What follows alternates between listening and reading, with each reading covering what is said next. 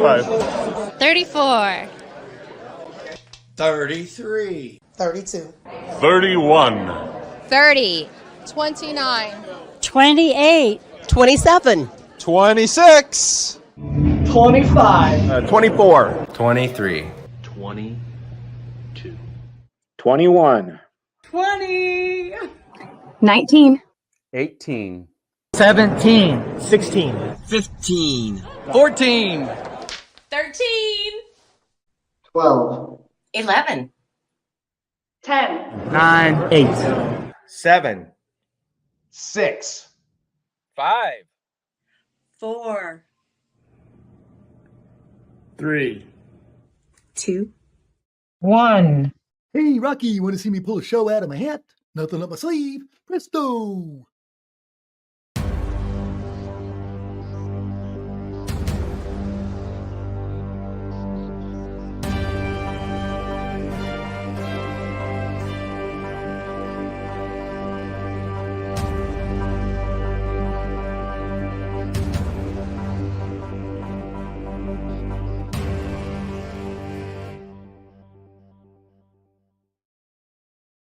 Good evening and welcome to the Mouthwash Talk Show, a minty, fresh take on politics. And we got a humdinger of a show tonight. We've had some shifts in the lineups.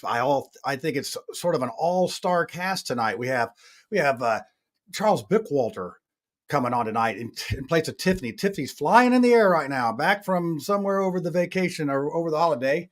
And then we have Donald Rainwater in for Lucy. Lucy had some late day trauma. You know, if you got 10 kids, there's always one out of line. And that's what we're looking at on that situation. 4:00 today, I called up Donald.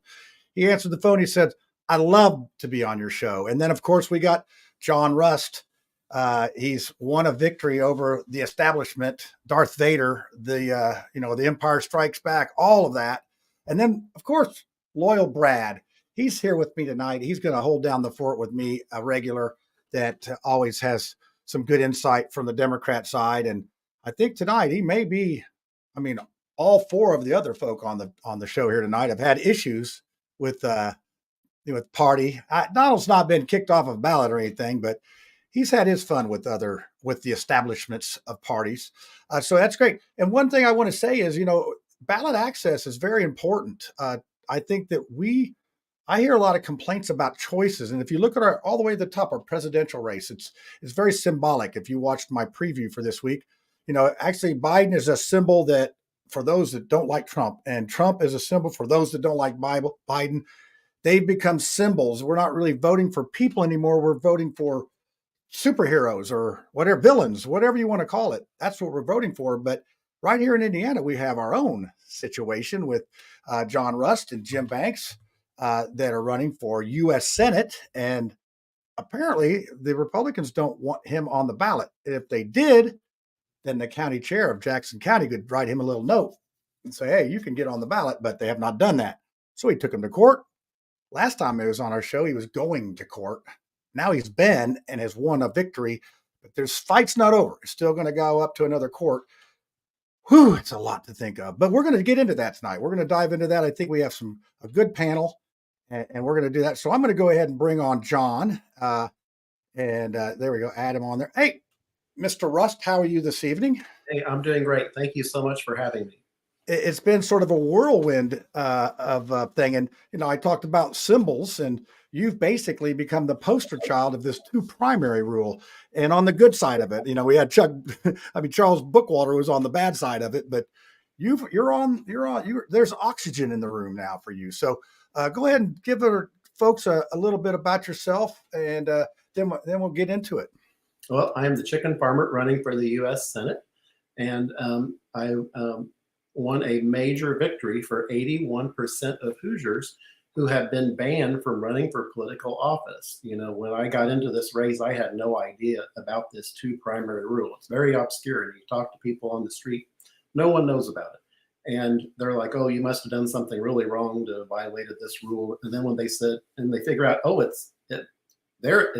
works against them, then it's like, oh my gosh, that's wrong. That's crazy. Why is there such a rule? And a judge agreed with me and Michelle Harder that, this is just, wrong for Indiana. It's against democracy. people deserve a choice, and people deserve to be able to run for political office. Yeah, and it's unconstitutional. So when is your next? Is January 12th something that I heard was coming up? February 12th, Lincoln's birthday. Oh, February 12th. Okay. All right, boy, they like to drag it out. Give you the last minutes thing. Now that's going to the Indiana Supreme Court. Is that the next Indiana stop? Supreme Court? Yes. Ooh, big time. All right. And so, I'll have a little bit of news here on that. I will have all my ballot petitions turned in, and I have enough signatures now. I have over 9,000 to date. And so, you beat my record of 8,600. Dang it. But I want to make sure that people, know that this is a campaign thing, that's based on, the will of the people. It's not just, me, sitting at home. I'm out working for it. I'm out gathering signatures. And so for the Indiana Supreme Court, to take me off the ballot after I got the signatures, I think that would be a really incredible. Yeah, because they are due on February 12th. Is that not correct? We have to turn them in between in just a couple of weeks. Yeah, you start turning them in, I think, on January 8th, maybe something in there. And then you have a whole month to scramble around and fill in the blanks. So it's fun. But see, that's another hurdle to get on the ballot is signatures. Then you got a primary, and it just seems like a lot of hurdles. And I believe we need choices for this. So I'm going to go ahead. We'll do this. I'm going to go ahead and put us on the sidelines here for a second, John, because you'll have your chance to be in the spotlight. And then I'm going to go ahead and bring on Mr. Rainwater. Oh, I was going to bring on Charles Bookwater first. Let's do him. Let's get Charles out here. You don't want to see my ugly face. There you go, Charles Bookwater. I'm going to go in order of alphabetical order tonight. So, Charles, how are you doing this evening? Great, John. Thanks for having me on here again. Oh, you're another true. So I called you today, and you're like, I'll do it if I get done with the meeting tonight. So, ironically, where were you this evening?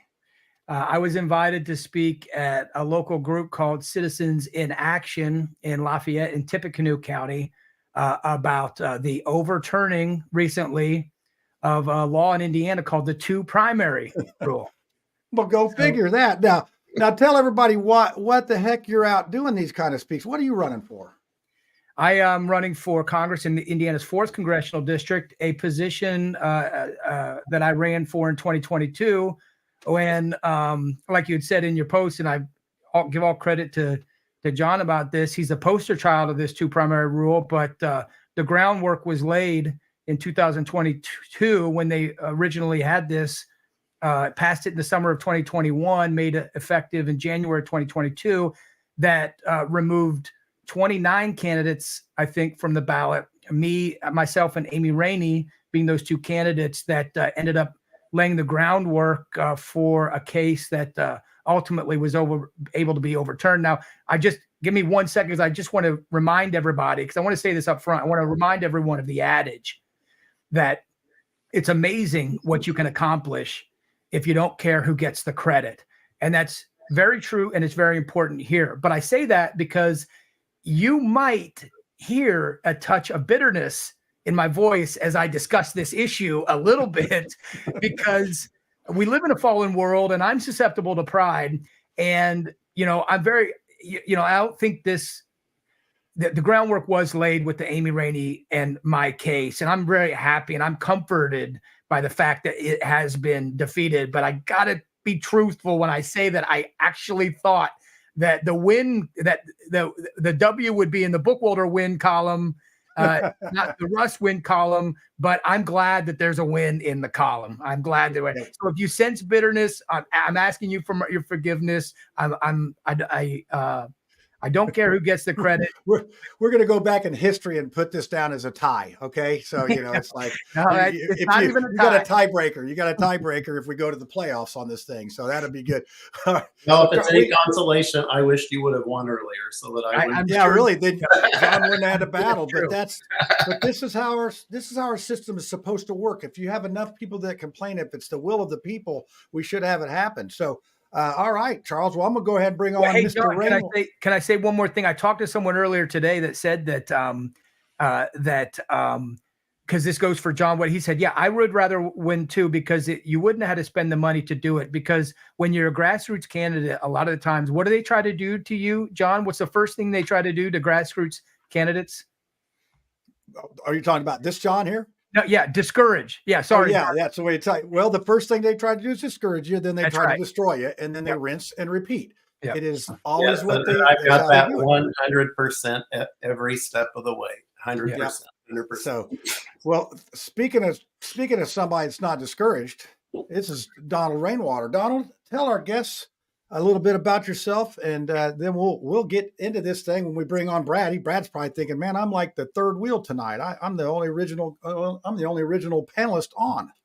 So, how you doing, Don? Well, I'm doing all right. And John, I appreciate you calling me at the last minute and letting me be Lucy Brenton when Lucy's not here. It's always an honor to be able to bring the libertarian perspective in a civil discourse. And the times I've been on your show in the past, it's always been civil and pleasant. And, for those who don't know, I ran for governor as the Libertarian candidate in 2020, and rumor has it I'm doing it again. So you're not too discouraged, are you? No. So I wait for the destruction portion of the program to kick in. So, well, but we I know hope you're a that tough doesn't guy. happen. You used to be in the Navy. Is that correct? You're a Navy guy? Yes, sir. All right, Absolutely. I try to pay attention best I can. So, all right, well, we're going to bring Brad out, and I feel remiss if I don't let him have, the spotlight for a second here. So, Thanks, Brad, how John. you doing? The chops are filling in. What, you chicken out over New Year's or? No, Okay, no, they're this- still there. It's just it's flowing Layers. into the beard. You got layers going on. Okay. Yeah, Okay, so I haven't had to be at work for a while, so this is just all. Yeah, this is just sitting around in your pajamas, working Yeah. from home, right? Exactly. Okay. Well, I have to say, you're gonna have to be a little bit of the devil's advocate tonight because No, we I have, love we it have because, four like, home teamers here. Well, one of my biggest questions was like, okay, let me pretend to be a Republican in the supermajority. And like, let me just experience this kind of power, okay, for a second. I just want to. And that's all we have for Brad. Let's go ahead and bring. Well, hey, Brad. Why would anybody? That's how it works, Brad. That's how it works right there. You started to say you had some power, and then boom. Brad, you said you hadn't worked for a while, so it sounds like you've been thinking like a Republican for quite a while now. No, like why would the supermajority want to change the primary rule? Like, how would that would be a great question, a great starting question for our guest and possibly our panelists. So, John, why would they want to have this primary rule? I mean, I think you're sort of living it. So I think this is both parties. I think both parties are in favor of this, if I'm not mistaken. I think it's purely to protect incumbents. It's a rule or a law that most people just had no idea about. I certainly didn't. And it's they bring it up as a way to discourage outsiders from running. So it's purely there to protect incumbents and the political establishment. And because all right.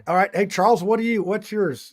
I think John took the obvious one, but I want to make Donald go with the with the hardest one after his choice number 3. Well, I think that they'll tell you it's for party rating, but I don't believe that's what it is. This is their final conclusion after changing their reason the first 3 times, either membership to the party or commitment to the party. That was Amy Rainey and then mine. And then with John Rust, it was both of those. And now it's party rating is what they say. That's their intent, but it's not true. What I think it is personally is I believe that in 2020, when the government overreached due to COVID, then some advisors got into the ears of some of the people that are the incumbents and told them, you better watch out because you all are about to get primaried by a bunch of upset Hoosiers that don't like what's going on right now. And so they went in and they changed the 1 primary rule to the 2 primary rule. And I think that is I think that's the genesis of where it came from. All right. So when was it changed to the 2 primary rule? It was introduced in the summer of 2021 by Timothy Wesco. Passed in the summer of 2021, made effective immediately January 1, 2022, without giving anybody another primary to catch up. There was no vote between that period. Yeah. So we have a hold on a second, Brad. We have they want to control the party, and then they have or just for the incumbents. And then you have basically to discourage the incumbents from getting beat. Donald, do you have a different perspective on that? Well, I don't know. I don't know why they would want to do it, but the thing that always kind of pops into my head is that people are really fond of throwing around this term rhino, Republican in name only, and if you think back to when Mike Braun was elected senator, there were a lot of people pointing at him and saying, "Hey, he voted in Democrat primaries, and he shouldn't be running as a Republican for U.S. Senate." And I think that had kind of stirred up a lot of this. The fact that there were a lot of people running around going, the Republican Party's just full of Democrats who say they're Republicans because that's the only way to get elected in Indiana. I've had people reach out to me for 4 years. If you'd run as a Republican, you'd win. And I always tell them they would never let me on their ballot. Yeah. Well, in 2 years, they might, Yeah, well, or 2 primaries or whatever. But yeah, so I'm going to do something here. I'm going to, small talk I thought was very good today. So I'm going to go ahead and play that. And then my wife just sent me a message and said, I need to switch the guys out that are talking. Okay. So we'll do that after the primary. Cause you know what they say, you always listen to your wife, happy life and all that. There's 2 people in a marriage. One's right and the other's the husband. All that stuff. So let's see what Mark Small's got to say about this, because he got a little fired up about it. Hi, I'm Mark Small. This is Small Talk. John Rust is trying to get on the ballot to run for the United States Senate in the Republican primary this spring, 2024. The Republican Party doesn't want to recognize him as a Republican. Now, our election laws were written by politicians from the 2 major political parties, and they have the gall to say that they have rights. People really don't have rights. Corporations that are operated as political parties have greater rights than we do. I'll give you an example. Mr. Rust is trying to get onto the ballot, and they say that he either has to show he's voted in the last 2 primaries and requested a Republican ballot each time. Okay, that excludes 81% of the people in the state of Indiana from eligibility to become a candidate. That's according to the findings of the court that the other side, the state and everybody, didn't dispute. Okay, what's the other way you can do it? Oh, by getting the county chairperson to say, oh, we will go ahead and let you onto the ballot. He tried that. The chair down in his county said, no, you're not really a Republican. What's a Republican? It's not defined. The 2 parties have cut the pie up so they enjoy the bennies. Now, let's look at different ways to get on the ballot. Oh, you can get the number of signatures required.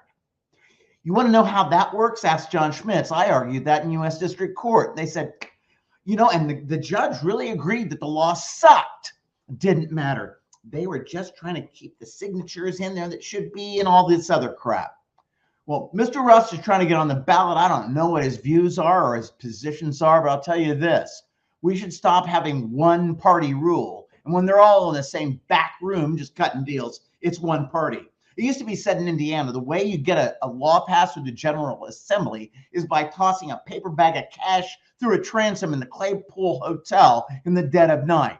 Well, they don't have transoms in hotels anymore, and the Claypool's long gone, but that cash will go a long ways. Mark Small, Small Talk, peace. He doesn't mince any words on it, and it's quite right. So as I say, we have 3 of us on this broadcast tonight have had rules that have been very tricky, because I got 8,600 signatures to get on the ballot for mayor in one county. John, you've got 9,000. I believe that constitutes the will of the people, that those people want you on there. So we have signatures to get in your case. Donald, you don't have to get signatures, or do you have to get signatures, Donald Rainwater? No, just have to get the vote of my privately funded, privately held state convention. Yep, and that you're considered a minor party instead of a major party, and there's different, but you'd have ballot access with that. Well, yes, the the two old parties have passed laws to say that while we have fair and free elections, some people are fairer and freer than others. That is like, well, speaking of the will of the people, if you're familiar with, I put out a poll at usually like right after the show, I'll put a poll out for next week. So I do it on Twitter and Facebook, and it's interesting the difference in the two platforms. So on Twitter, I asked a question: should John Rust be able to run as U.S. Senator on the ballot? Should he be allowed on the ballot? And it was on Twitter, we had 94 voters. That is a record. That's like quadruple what we usually have. So I think some of those might have been John Banks people, because it's 56% say, heck no, we don't want it. 40% said yes, 6% not sure, undecided. Now on Facebook, totally different thing. We had 39 voters, which is a little more than usual. That was 87% yes, 7% no, and the same 6% are undecided or don't know. So there you go. I mean, I think it's the will of the people that people should get on the ballot. Now we will look at, hopefully this is going to change some things. I don't know if it will. Obviously, John, your next court date is coming up. When did you say? February 12th, Lincoln's birthday. February, and right before Valentine's Day. So maybe the court will give you a Valentine of that nature. So with that being said, I'm going to go ahead. Brad, I know you had another question, and you're our devil's advocate tonight. So, go right ahead. Well, I guess, does it mean that you're not a true Republican if you don't give money to the GOP, or volunteer your time? Because that was when I read John's court case, like the original one. They did mention that, where his county chairperson was talking about how she doesn't remember John being at events, or John being and then it's like, well, did you guys give him candidates to actually vote for? Because I feel like he's being punished for being bipartisan, and that's not necessarily that's not a bad thing if you follow the candidate and you actually research a person and their platform versus just letting the party do what they want. I think that's a good point. And to add on to that, if you would say, well, then if you don't go to a GOP club meeting, then you shouldn't be able to vote at all as a GOP. It's like, what about the voters that stay home? Right? Democrats, I don't know. Like, I didn't get much help when I ran, but I wasn't trying to fundraise or anything, so there wasn't a a partnership really. But they never came and told me I couldn't be on the ballot. Let's put Charles out here. Charles, go ahead. Yeah, it's something I talked about today at the meeting, and Brad, because John Rust case. I'm saying John Rust because there's two Johns on the panel. Oh, right sorry, now. John. I meant John Rust case. Yeah, because there's a background to John Rust case. There were two prior cases before that. So, and I've got these notes here in front of me because I talked about this last night. This is just to succinctly say it. This is how the state keeps shifting what the goal is. With Amy Rainey, they say she didn't have party commitment. She was a party member, but she wasn't committed to the party. She didn't do things within the party, even though she was a member. She was a card-carrying member, and she had given money to the party, but she wasn't their chosen candidate to run in the primary. With me, it was party membership, despite me being active in the Republican Party and doing things. The objection was party membership for me only. With John Rust, it was both party membership and commitment that they objected to. So these questions have been answer Brad throughout this entire year and a half process of it. And ultimately they ruled in John Russ' favor, overruling both commitment and membership at the same time. That's why they've gone back to now their fourth claim, which is party rating. What they're saying, that they don't want Democrats to come into the party and run as Republicans, even though we all know that the last 20 years that's happened, and Democrats are in the party, in the Republican Party now, legislating as Democrats. Does that make sense? So they've answered a lot of these questions. A lot of these things were addressed throughout the legal proceedings. Yep. Well, I guess you just wrapped up the whole show. I mean, that's all done. No, there's so much else to say, because I'll take one more thing, and just to correct one thing, it does change things, John Schmidt, because now, as people are interested in running for local offices, precinct committeemen, state delegate, and all those important things, they have applied the two-party rule to precinct committeemen, to state delegate. They've tried to apply it to school board. And so this actually frees up a lot of people that weren't interested in running for Congress or Senate, but they were interested in getting involved at their local level. But then they ended up saying, oh, well, I can't because I haven't voted in 2 primaries. So this does change things. This does open up an opportunity for a lot of people to get involved at the local level, which, oh, by the way, is exactly what the 2 major parties complain doesn't happen. They say all day long, people won't do anything. People don't show up. No one gets involved. And then when people do, this is what it looks like, folks, when you start getting involved.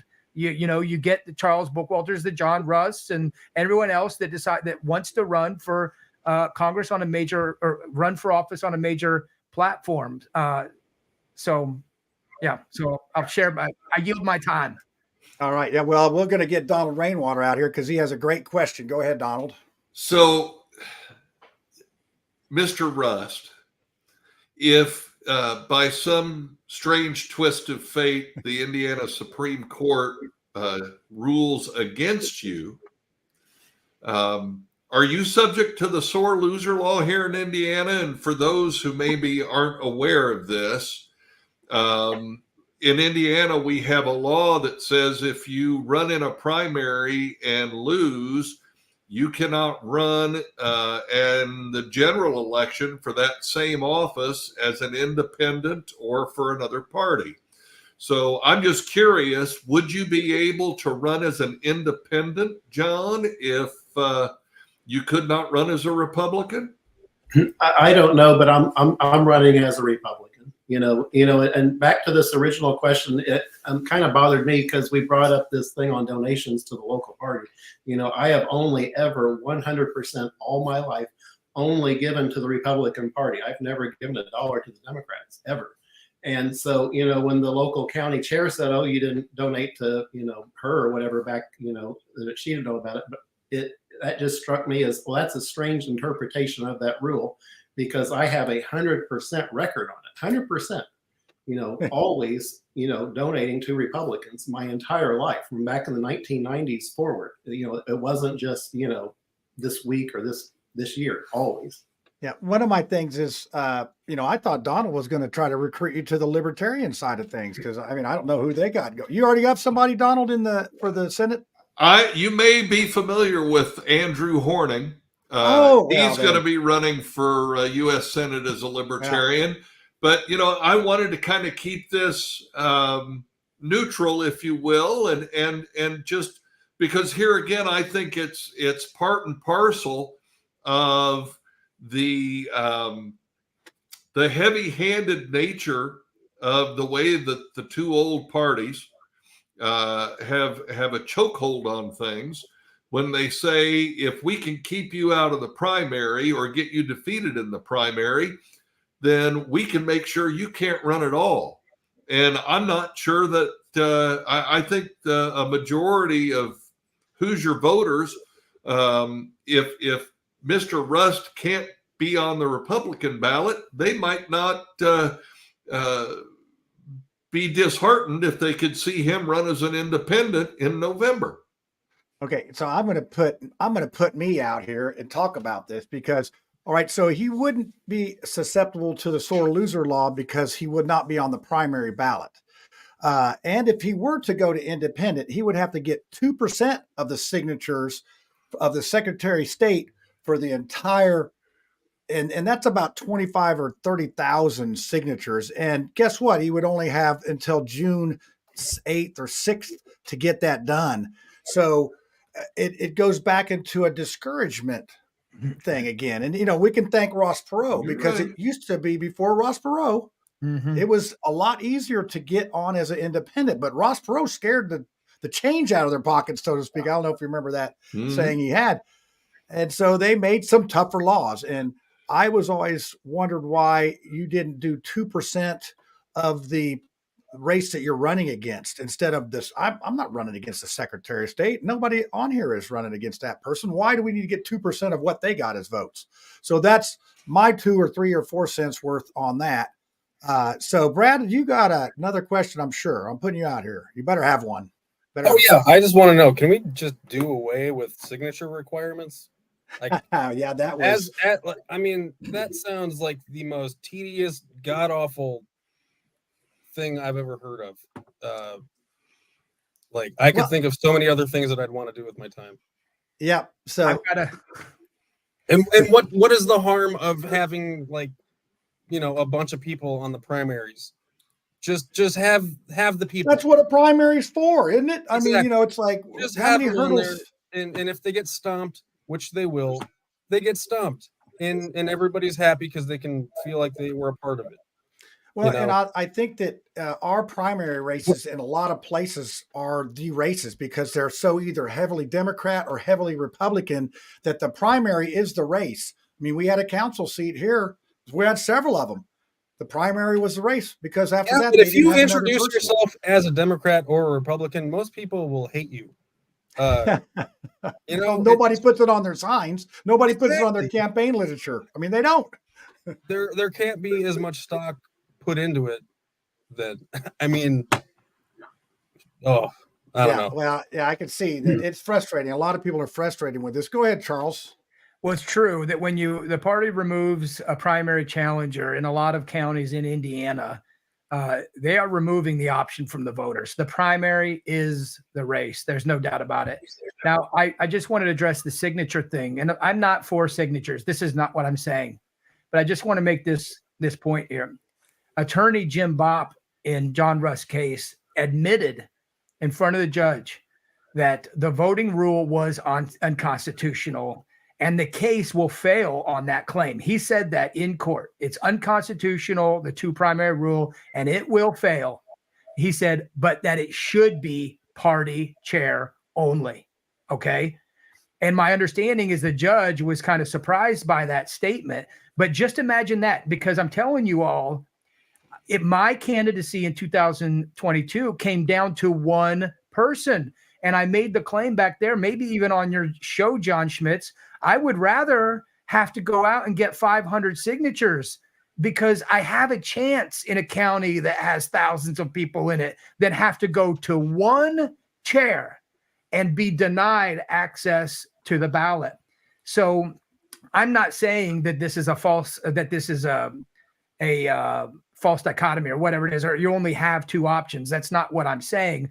I don't want signatures. I'm just saying that, the idea of getting signatures is probably actually easier when you think about it than having to get one person's signature, which again is something that Jim Bopp said that should be the way that we do things. Yeah, and I'm going to come out here again.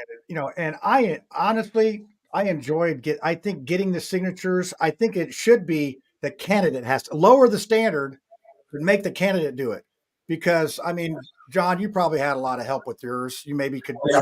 Absolutely. But I'll tell you what, I absolutely loved going door to door, getting signatures. Loved it. And people were like, I went out and people were like, well, you're not supposed to do that. That's, that's supposed to be, you pay people to go out and do that and stuff like that. But that's how you really talk to people. And that's, you find out what was really going on. Like, walking around downtown Indianapolis, I had people, pull guns out. It's you get to know the real world very quickly. Well, yeah, and you do. I mean, I've had people slam doors in my face, and I'm not signing it. And I asked Mayor Hogsett 8 times to sign my petition to get on the ballot as an independent. Now, I had a bunch of inspectors at my house for about 2 years, but that's part of it. If you're going to stick your nose out there, you got to be ready to get smacked. So I like that idea though of the candidate doing it him or herself though. Yeah, I mean, lower that that threshold of signatures, but the candidate's got to do himself. Because I think that's what people want to see. They want to. It's a democracy. It can't just be go out and pay signature gatherers to go out and do that, which everyone does. Yeah, we need to get those lazy libertarians to have to get some signatures too. They just sit back there and got free ballot access like there's no tomorrow. So I'm gonna give you a comment on that one. I'll put you on. I'll let you. That's funny right there. Well, we try to keep it entertaining here. That's how we do it. Boy. So, and one of the things, Charles made an interesting point about the fact that the primary is the election, and John, you echoed that as well.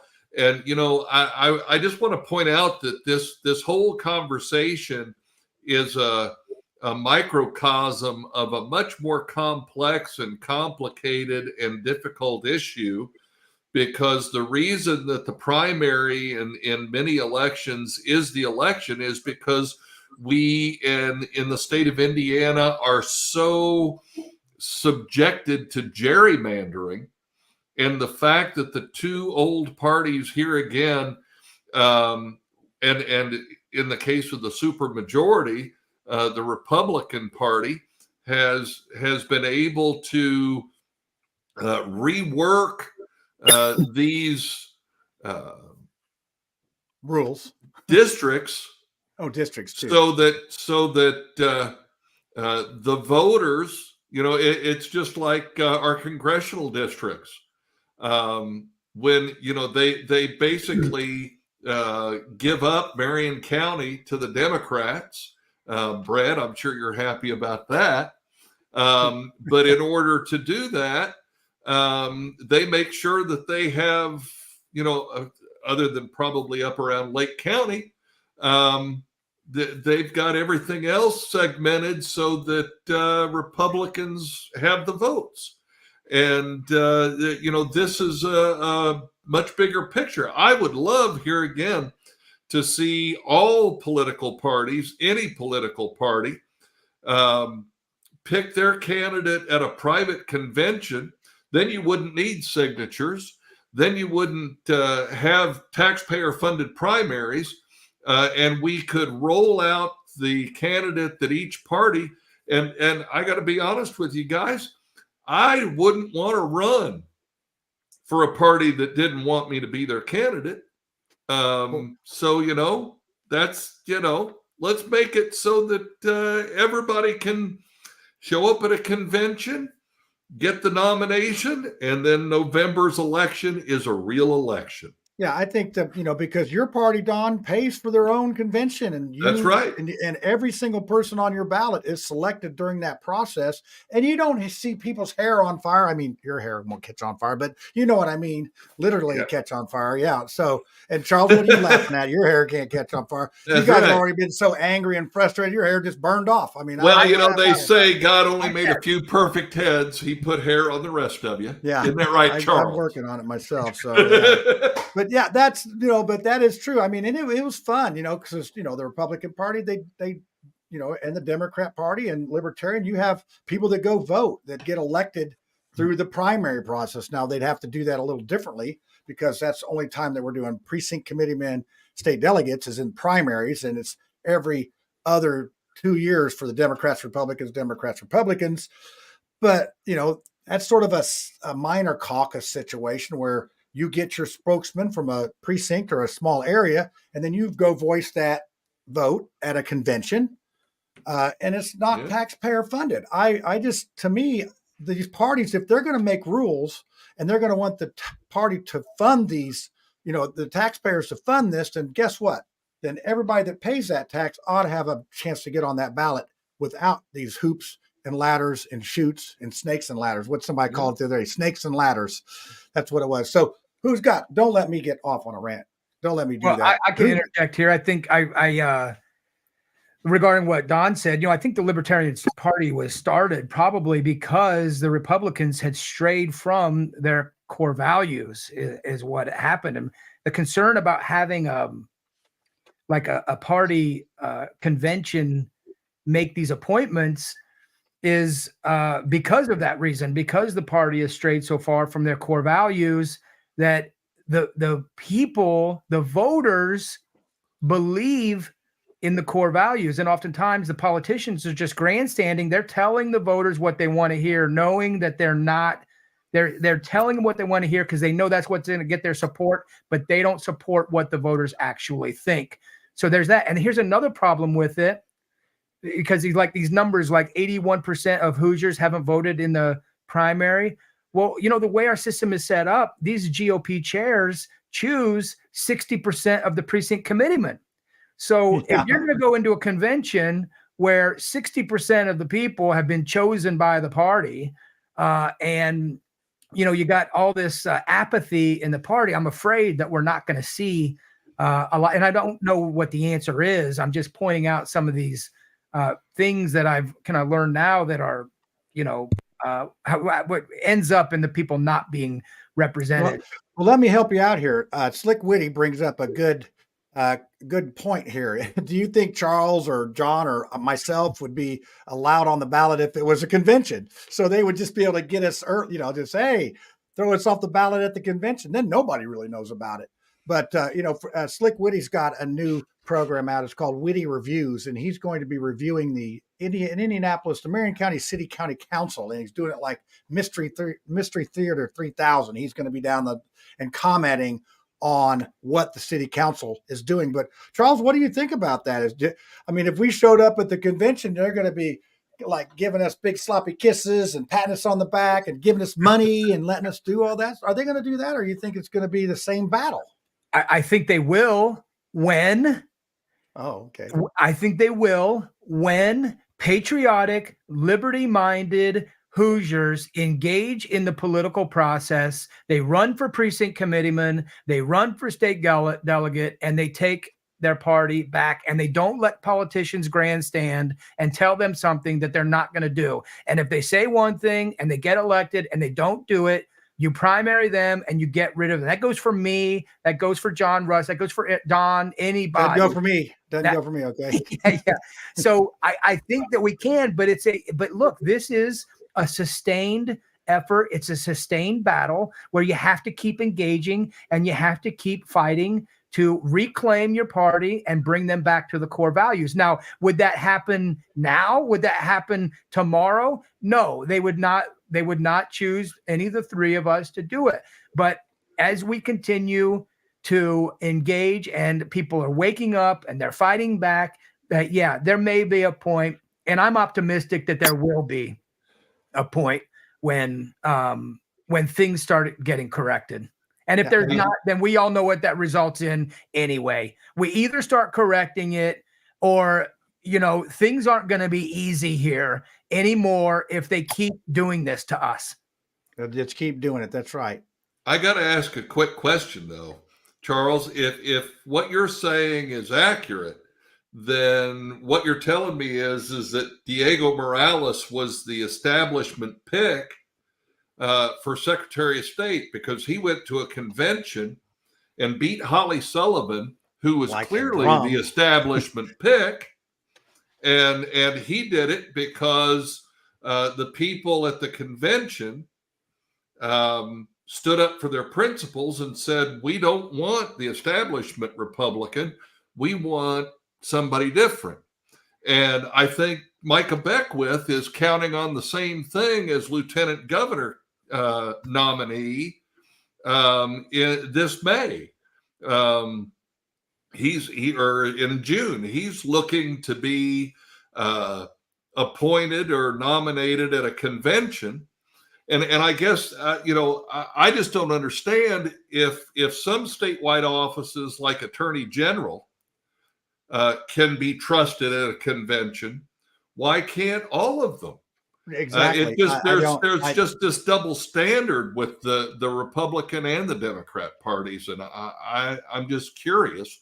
Well, I mean, how you rationalize that? Well, I think it's because Dan Elliott and Diego Morales, they're winning that election. They were anomalies, and everyone talks about it. Whenever you go anywhere and talk about this, everyone admits that that was an anomaly. That wasn't supposed to happen. It never happens like that, and it just goes to show that people are waking up. Now, it's not to say that those precinct committeemen, those state delegates there are a lot of patriots in that group. That's what that is, Don, is an example that it can be done because there are some remaining patriotic people in there. And Diego Morales at the time was talking a lot about election integrity.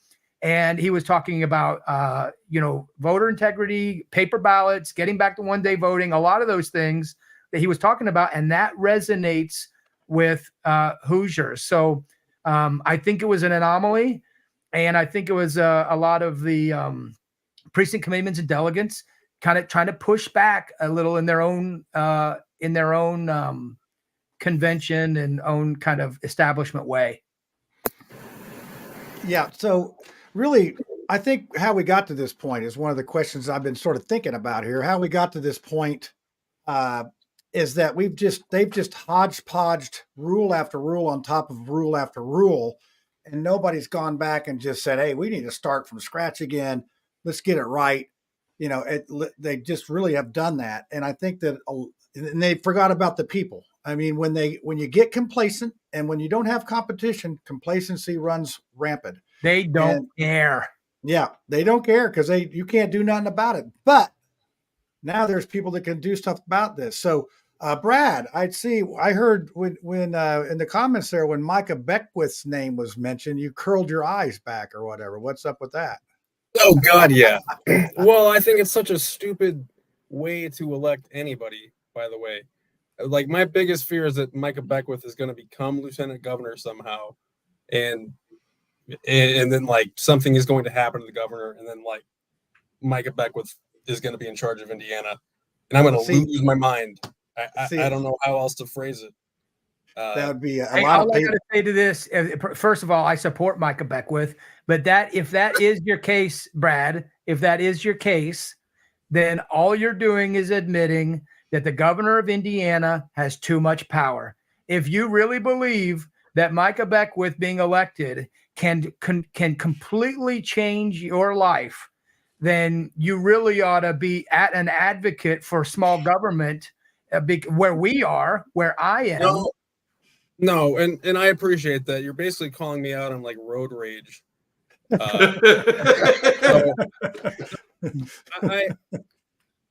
Thank you for putting that into perspective. However, it's still going to be annoying as shit. I don't know how. Well, it's like the Republicans on the city county council. They're basically in the back seat, and they tell them to shut up. We're not there yet, and it's the same as a Democrat at the state house. But it's the way he's doing it. It's he's trying to backdoor it. He's not asking for like actual people to vote for him. He's asking for the delegates to vote for him. It's the only way. It's the only way you become lieutenant. Lieutenant governor does not run at large. He's actually doing it. He's changing it up. He's actually doing it the way he's actually running for the office, and that's dangerous as hell. Like it's just the way it is. I mean, that's the way it is. John, that statement is dangerous as hell. That's just the way it is, or that's the way it's always been done. But I'm just saying that's the way it is. It doesn't have to be that, but we're just trying to get John Rust on the ballot here, one step at a time here, baby. Can I just add? Like, I'm not sure I see the problem because the way it is now is the governor gets to choose the lieutenant governor. No, sir. No, okay. Your delegates choose your lieutenant governor. What I'm saying is, heretofore, leading up to it, the governor has made it clear who they want their lieutenant governor to be, and the delegates vote that way. What Micah Beckwith is doing is he's going to the delegates saying, I want to be your lieutenant governor, notwithstanding who the governor is, and I actually prefer that way more, because it doesn't matter who the governor is. It could be a liberal governor that like someone we know that may or may not be office right now. And Micah could counter that, because Brad, it may not, it's probably the, let's just say it out. It's probably his love of God and Christ that bothers you most, but he's very conservative. No. Okay. I'm sorry. I shouldn't just jump to conclusions, but he is very conservative. He would look out for your interests. He does not want government meddling in your life. He's a strict constitutionalist. And I don't think that he is He meddles in libraries a lot. Yeah, And that's Donald. Charles, you'd have to do. I'm going to bring Donald. I'm going to bring Donald out here. Donald, how do you all pick the lieutenant governor? Is that at the convention or Absolutely, and I have, when I got the nomination in 2020, nobody asked me who I wanted them to nominate. It wasn't my choice. It was the delegate's choice. Here again, it just seems like in the two old parties, there's a double standard. Here, we'll let you vote in primaries for some of these folks, but these other folks over here, we're going to keep that private. That's just us. Well, I think now we Donald, do it the same for everybody. I don't. Yeah, Donald. So if you were to say, I'm Donald Reinwater, I want Lucy Brenton as my lieutenant, and there people would probably vote along with that lines. Would that not be accurate? Well, I'm going to go this far. In the Libertarian Party, if let's say, for example, Charles Bookwalter showed up at our convention, and I said, I want Charles Bookwalter to be my lieutenant governor, and nobody knew who he was, and he had no history as a libertarian. It wouldn't matter what I said. Okay. The Libertarian Party would say, we don't know anything about this guy. We're not putting him out there. I think that's pretty part and parcel of the way the Libertarian Party is. Yeah, and I think that some of this, if you really read the tea leaves on how this works, is think about it. The governor needs to have an attorney general that's going to be on his side. They're going to have all those offices, the secretary of state or whatever. So if he's to say, or she is to say, I want this person, that person, then they can get it through easier through the delegate process, either strong arming or whatever. So you see, I think I see why. I see the why on that one. I mean, but I guess the other side of that is that in a way, we're talking about giving the people the voice. What you just laid out was the argument to not give the people the voice. We need to let the governor have absolute power and absolute authority, and have all these other people get in line and do what he says. And I think, here again, the whole reason John Rust wants to be on the ballot and should be on the ballot in a primary taxpayer-funded election is so that the people who are paying for the primary have the option to say, we want him or we don't. Not, whether it be Eric Holcomb or whomever. I know Kyle Humpher is no longer the state chair. He's now running Brad Chambers' campaign. But it shouldn't be up to a state chair or a governor. It should be up to the people. To the people if the people are funding it. Yeah. Oh, I agree. And I think that's what is really driving this case. So we're going to bring our man of the hour. We sort of got down in the weeds. I think John was enjoying the conversation. He's supposed to be our guest. And it's probably not a bad thing to be off the hot seat for once, but we're going to wrap this up. We're trying to get our shows down to an hour, except for the conspiracy theory. And I'm not going to allow Charles, Donald, or John Rust. So it's just me and you on conspiracy theory, because you all have political careers you may want to think about. I don't want to see this popping up in a deposition or another party's ad against you. we want to keep this a friendly show that you don't have to worry about somebody stabbing you in the back in the middle of the night in the fog, going uphill and downhill at the same time. So that's good. So John, we're wishing you luck. I think we have I think Brad's even cheering for you to get on the ballot. So I think I can unanimously say that we're wishing you the best luck on this, and we're going to be cheering for you. And I want to have you back on the show after your court. Now let it settle down when all the big time media get to you, because we're just small potatoes. We'll wait a couple weeks after it dies down a little, but we'll get you back on and see what's going on here. I would love that. So, and I'm still confounded by how do you keep track of 18 million eggs a day? I can barely keep track of 4 chickens, but that's for a whole different show. Well, I'd love to hear him talk for an hour on family farming in Indiana and how we fix that and get that straightened out. Yep. That's why you want to send a farmer to Washington. It's like and we got bird flu is hitting again right now. There's 13 million chickens that are affected right now. There's another almost 1 million today have to be killed in California. So it's a big deal. How we looking here? And how many states do you have chicken farms in? We have operations in 7 states. 7 states. Are you affected by the bird flu at all? Not yet. Not yet. I know it's one of those. Right. You get the call, right? You get the call. So, all right. Well, John, I'm going to give you the final word here, and we're gonna conclude our things. And I just want to thank Charles and Donald for coming on tonight. You've added valuable perspective to this. And Brad, as usual, you did your job. You were the best devil's advocate we could have on tonight. I feel like you did a tremendous job. And John, we appreciate you coming on the show as a guest. And I think everybody likes to see a good underdog fight. So thank you. Go ahead and give us that pep talk on the way out. Well, no, I just want to, kill this 2 primary rule. I think I was talking to you earlier about this.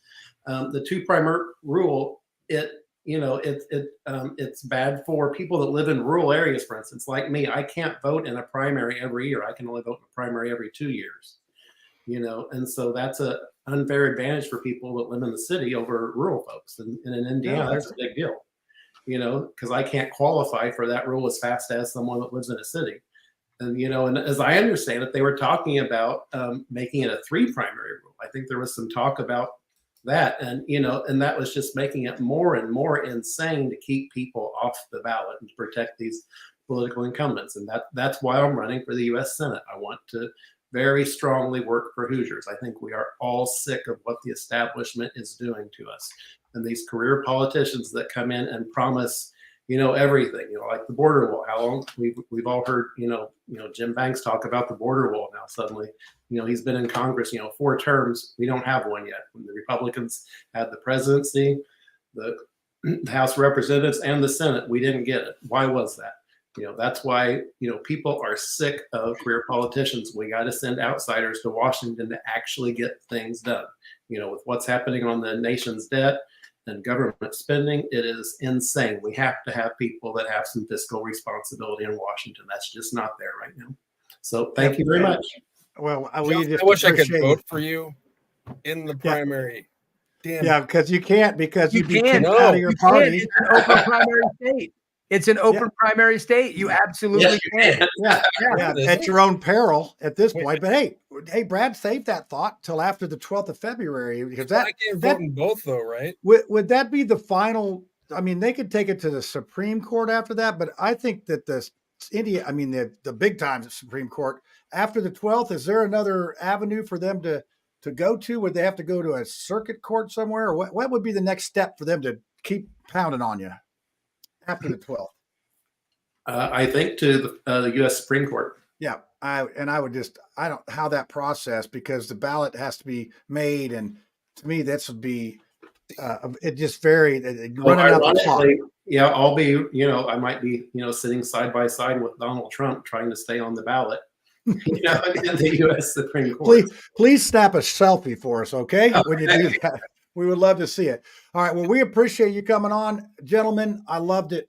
I just loved the respect you showed the Mouthwash show, because we're like Rodney Dangerfield. We don't get much respect. But I'll tell you what, we got to tie a pork chop around our neck to get people to come on our show. It's terrible. But so thank you guys. I'm going to go ahead and sign you off now. And me and Brad are going to be left to fend for the conspiracy theory. I actually have one tonight. So, you can stick around backstage or catch it later. So first I'll take off Charles. We'll see you, Charles. Give me a peace sign out. Thank you. Peace out. There you Thank go. you. Thank And you. then Donald Rainwater, peace sign out. There you go. A thumbs up. Okay, that's good too. All right. And Mr. Rust, we thank you a bunch for coming on. Thank you. Thank you. Thank you. Thanks, son. All right, Brad, let's go back to the big. Oh, look at this. We got the show all to ourselves. Oh, yeah. All right. Can we destroy Tiffany and Lucy? But it'll be payback. Man, will be next week. But as soon as Donald started talking, I was like, oh man, he shares so many of the same views as Lucy. It was like having her here, kind of. So yeah, Donald's a great. He's been doing this enough, and he's got a good heart, and he's trying. And he did get 12% of the vote last time. Now a lot of it was Central Indiana, but one of the things that strikes me is that even if we have these conventions, you can see where the Republican Party sort of is like a tiger. They ate their own because the governor put up his people, and two of them lost. One of them won because her merits were very good. I've been thinking, you got to have something better to go to before people are going to move. So I think that the opportunity was there with what they had. And I think it was a vote on the displeasure of the party of what our head man is doing. And I think that's how we voice our opinion, by voting. That's so much of it. Yeah. So, and it's interesting. We brought up Micah Beckwith, and, he's a love him or hate him guy. I mean, there's no doubt he's love him or hate him. And it's he just the way that he is so against certain freedoms. Well, you got a big dose of him on the library board, and he's up in your neck of the woods. So that's a little.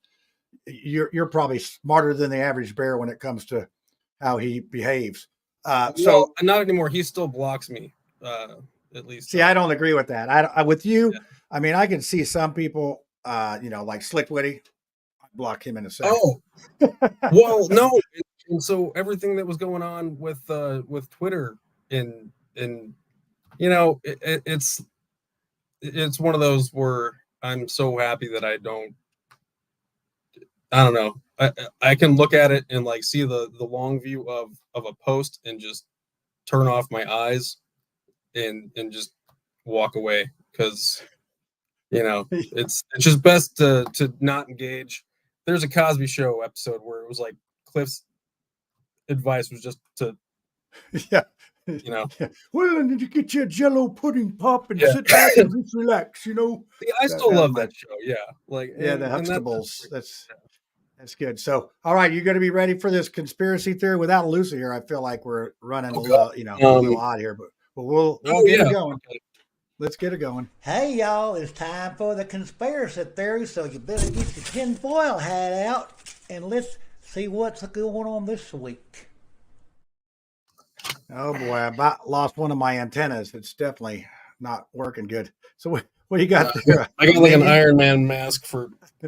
Okay. Well, if you were a Republican, you could afford aluminum. But since you're a Democrat, you're poor in this poor side of town. Yeah, we got to save ours and, reuse it. Recycle it. It's like go out in somebody else's recycle bin and steal some. Yeah. Or you could do like Ed, just get a gum wrapper and lick it and stick it on your forehead. And that's what you call it. So you got a conspiracy tonight? I hope you do, because we got 1 out of 2, or I have one. So I had a question that I wanted to ask. I want to ask it to every panel from now on. Just to get everybody's responses, is why did Diego Morales visit other countries, and what did he learn? And I feel like as citizens of Indiana, we should know this knowledge. Like, we should know that information, right? Yeah, I like that's not we're not overstepping our request. By wanting to know. I don't think so. I think we should be able to ask our politicians any question we would like, and we should get an answer. And that's one of the things that I find that is hard to get a hold of. I've asked Jim Banks on Twitter, and his people know that I want him to come on our show, and I hope that he does. I mean, he's well spoken. I don't know how he's going to, ruin anything, but hey, we got a little bit of a record of people stepping on their feet or stepping on their. Never mind. Yeah, no, but I know what you mean, but like it shouldn't be anything that you're, that you can't draw back from. That you're like, oh, I don't know, like I cussed a little while ago, but it wasn't like a big deal.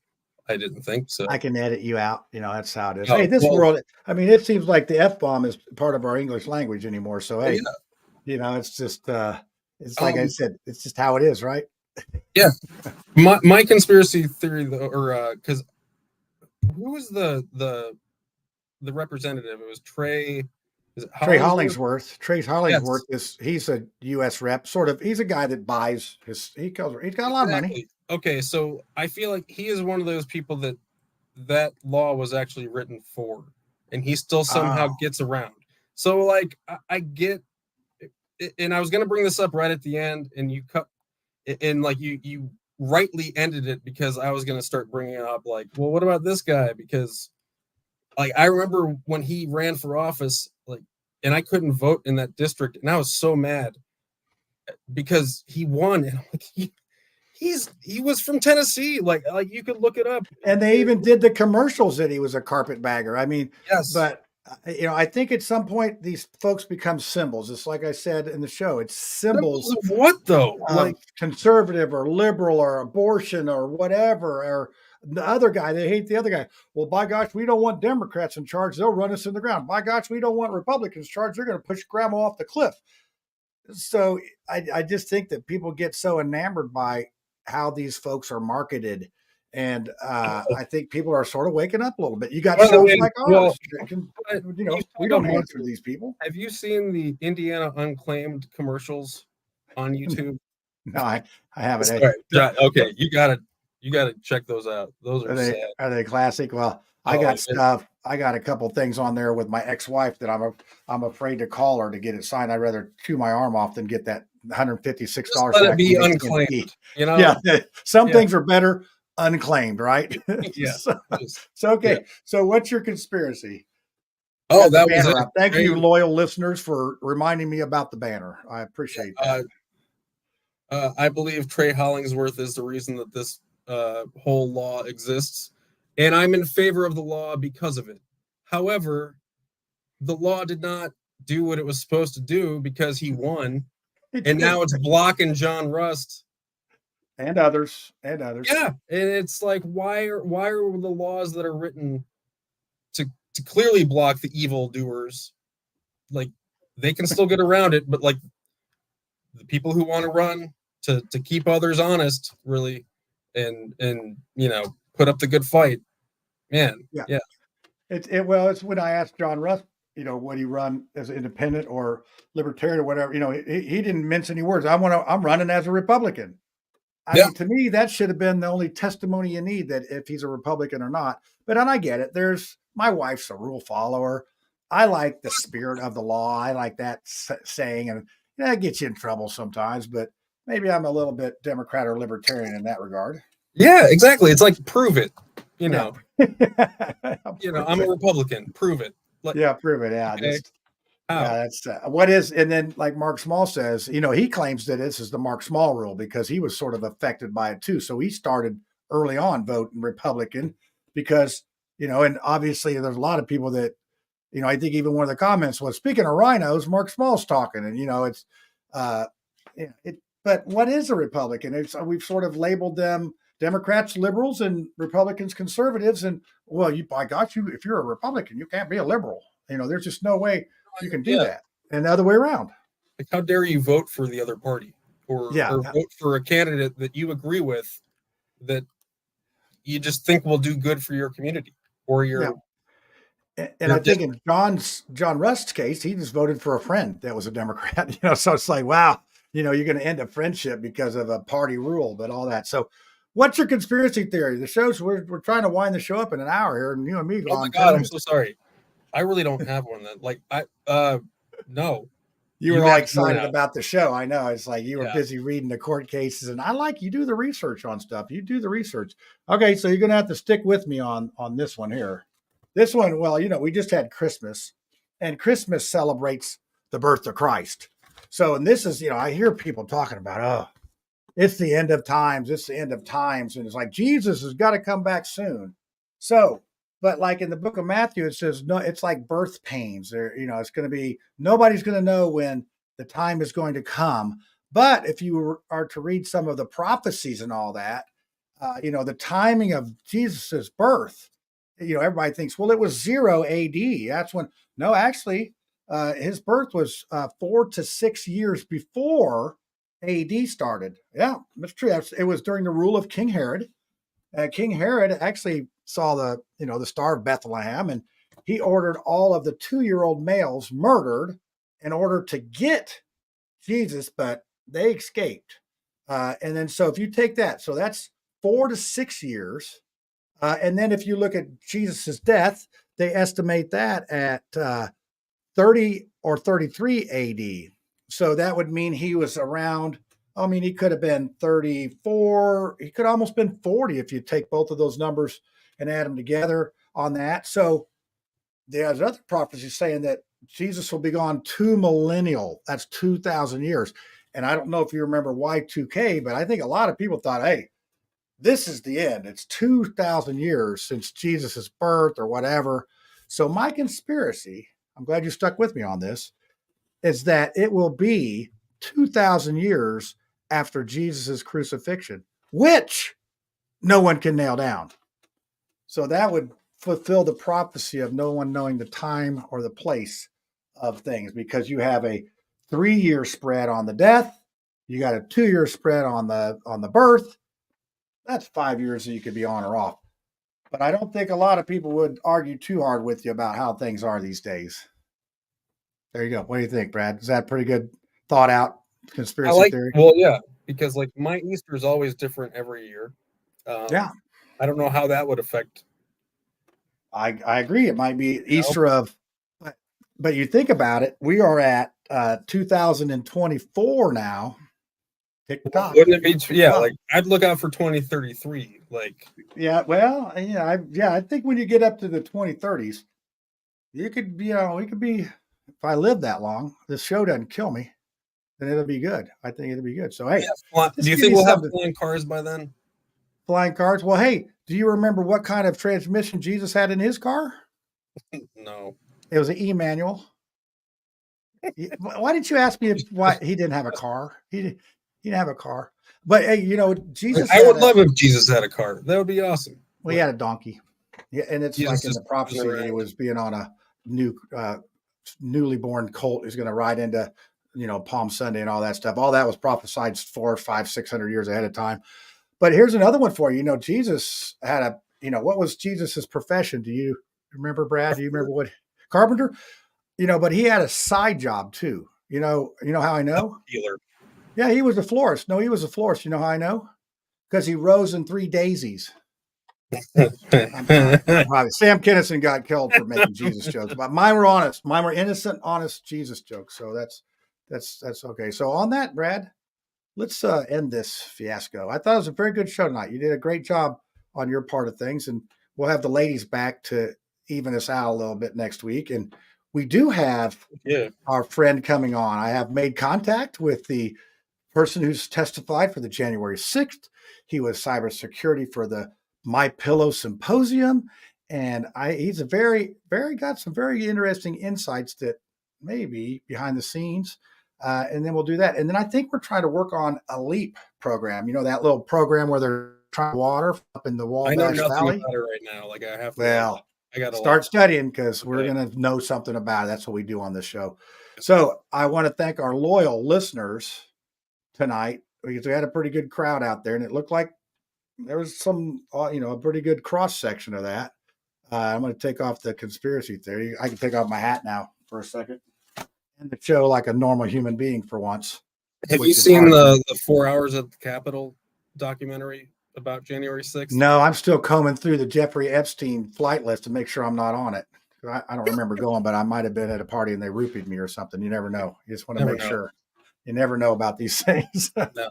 So there's a lot of stuff going on, right? There's a lot of stuff. So we'll ask some questions about that next week on our stuff. So all right, Brad. Well, hey, thanks for coming on. Thanks for being the lone Democrat this week. And we'll see you again this time next week, Tuesday, 9 p.m. live, Facebook, Twitter, X, and YouTube. Adios, amigos. Yeah!